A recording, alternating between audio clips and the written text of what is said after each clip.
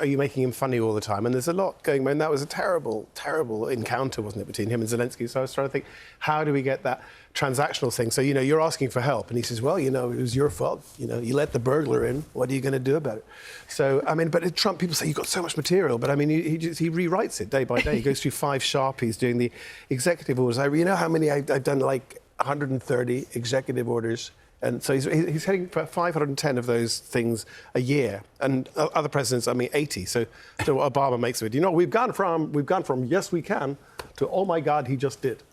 So we're in a different era now, or error as the Americans say it. So it's a big character, and there's lots of stories, and you never know what he's going to do next. Sort of invade Greenland, or turn the Gaza Strip into a new branch of spearmint rhino or something. I don't know. So in November, when the election happened, I guess you were thinking, if Kamala Harris wins this, I'm stuffed. Well, Kamala, yes, absolutely. Well, Jan Ravens would have taken over because she's brilliant. And actually, Jan is going to interview me on tour. Because the tour is a mixture where we're going out. And it's a mixture of stand-up, as you say, but also looking back over, as you said, 40 years. Oh, my God. Jeez. When you heard her say 40 years, you were like, what? It's a long, long time. Anyway, so I do some stand-up, but also I've got some people to interview me and just talk, so we can get to the people that I've met, the people I've been over the years. So we've got lovely Miles Jupp, who I do I'm Sorry I Haven't a Clue with, which is, that wonderful show with Mornington Crescent. And so he's doing some. Fred Macaulay, who's a Scottish comedian and a great friend of mine, so we'll be doing a couple of shows. And Rob Rouse. So it's a chance for me to kind of get into some of those characters and people that I've met, David Cameron, Bill Clinton, and Nelson Mandela, I met him when I was doing David Frost's show, and David Frost said, pointed to the monitor, they were showing Match of the Day, and David Frost said, well, I once had a trial for Nottingham Forest, and Nelson Mandela says, you were on trial? So it's just and it's a way to get into all those stories. But it's great to be back on the road and connect with the audiences again. Is it a bit like your greatest hits then? It's a chance to look back and go into the archive. Yeah, well, there'll be a few of those. Yeah, there are a few of those. It needs to be topical, of course, because now we've got Keir Starmer. It's going to take time. It's going to get worse before it gets better. But he's our 6th Prime Minister in 8 years. 6 Prime Ministers in 8 years. And if you go to casualty with dementia or head injury, what do they ask you? Yeah, who's the Prime Minister? Yeah. So that's why the hospitals are full, because people just keep getting it wrong. Is it Theresa May? No. And you go, if you've been in a coma for 2 months, you missed Liz Truss altogether. So there's so much happening out there, and you've got to keep up with that. But it's also, I think, actually, also people want to laugh, because it's a very dark time at the moment. So we need to get on the road. And I'm coming to a theatre near you, if you happen to live near Nottingham or Buxton or Chester or Bury St Edmunds or Colchester or Warwick or Shrewsbury, all these places. Very good, very good. You mentioned David Cameron. Didn't you play a trick on his wife, Samantha Cameron? I did actually. Because he made the mistake, because he came and he said, I don't think you can do me. I don't think you can do me at all. And this was at some reception, I think, in the Cotswolds. And his wife was over with her back to us. So I said, oh, you don't think I can do it? OK. I said, tell me something about you that only your wife knows. He says, well, I do have a bit of a bad back. So I went up and Samantha Cameron's got her back to me. And I said, darling, can we go? My back's giving me such a lot of jip. And she turned around and said, no, David, can you... Oh, no. So, I think that sort of sent a message. So it's quite nice. So, do you like being challenged then? Do you like if someone says, I bet you can't do Rishi? Well, no, Rishi was just, he's sort of slightly like Tony Blair with a lisp, really, when I did Rishi. And, God, you think it was a year ago? No, just under a year ago. Not even. Surprise announcement. The surprise being a Prime Minister worth £650 million didn't have an umbrella.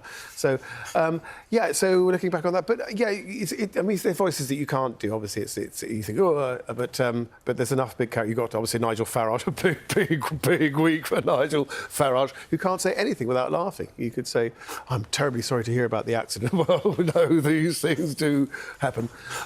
So it's just keeping up with what's happening, but also I think there is a chance to look back and, as I say, there are so many stories, and actually some of them I'll have forgotten until maybe because the audience can ask questions as well.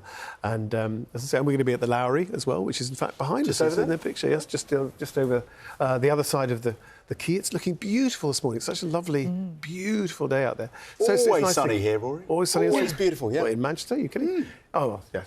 Oh, and also, there's the voices that...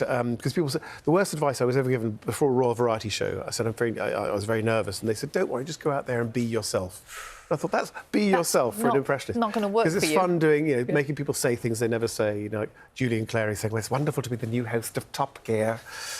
Or Eamon Holmes, who's on the other side, GB News, what's that about? It's not great, it's not news, it's owned by a consortium in Dubai. They said, no, GB stands for grumpy. Well, no, Okay. we won't go there. But anyway. Do you still get nervous? Yes. Do yeah, you? Yeah. Oh, God, yes, absolutely. But it's So, part like of it. waiting in the wings, how would you feel? I'm a bit of a pacer. I do pace around. I do get nervous, and then the performance, and when the audience when you feel lifted by the audience because, because I'm very old now, and they've grown up with me, and they're very kind. They're very kind. No, I mean, you just remember why you love it, and that's why sort of getting back to... And that was filmed in a comedy club, and I've been back, doing the clubs again, when the audience is really, really close up. And it's just that connection with the audience that it's just great. And do you think the audience remembers you from years and years ago, or are they more familiar with, like, the new stuff? Well, it's funny because, both that club I went in, it was full of 20-somethings, and I thought they won't have a clue. And then we started the Trump stuff, and we started the Starmer stuff, and they absolutely hooked into it, which was really gratifying because it meant, they were following what's going on. So that was reassuring because it's before you go on and you see a room full of 20-somethings and you think, gosh, will they... Because a lot we were talking just now off air about the sports commentators from the 80s was that era because you had Peter O'Sullivan, or Richie Bennett did the cricket, you had Bill McLaren doing the rugby, you had John Motchin doing the football, and these are iconic characters. And I mean, I suppose this audience of coming to the live shows, the tour, they'll remember those characters. But it's called Making an Impression. If you want to come to see the show, it's Rory Bremner Making an Impression, and it's only 15 dates. And I gather they're selling very well, so fantastic. Get out there. I think that's the scariest one. Great to see you. Scared by Boris. Yeah. Thank you so much. How many voices did we get through then? I should have counted. Enough. Yeah, I reckon we had 25. I was going to say 20. Yeah. We like to give value for money on this show. There we go.